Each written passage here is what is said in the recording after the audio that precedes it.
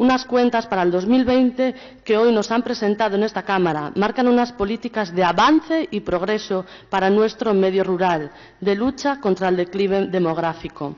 Unas cuentas que miran hacia las personas que viven en el medio rural para mejorar su calidad de vida y también unas cuentas que favorecen la productividad y rentabilidad de las diferentes actividades económicas del medio rural.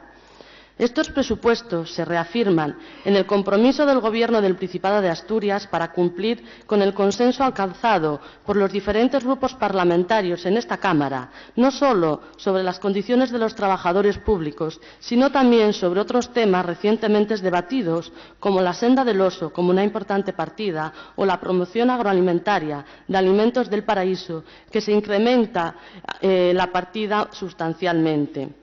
Lo hemos dicho en diferentes ocasiones desde este grupo parlamentario, los presupuestos no se hacen a golpe de PNL.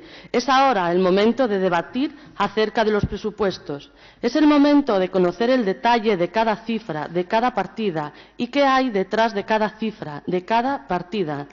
Por eso, cuando el PP, antes de escuchar a los diferentes consejeros y consejeras, ya anuncian que presentarán una enmienda a la totalidad, están actuando de forma irresponsable, porque intentan impedir que estos presupuestos, importantes para Asturias, salgan aprobados, sin escuchar las explicaciones de quienes han elaborado este proyecto de presupuestos.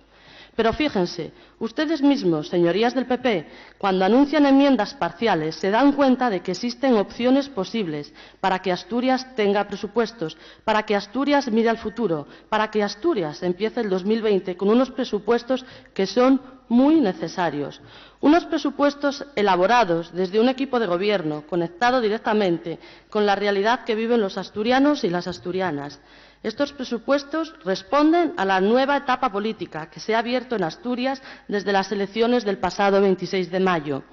Y por primera vez, unos presupuestos que abordan de lleno el reto demográfico. No sacar adelante estos presupuestos supondría un gran retroceso para nuestro medio rural. Nuestro medio rural necesita un fuerte impulso en su desarrollo, necesita un progreso hacia el futuro, que lo haga atractivo para vivir y trabajar.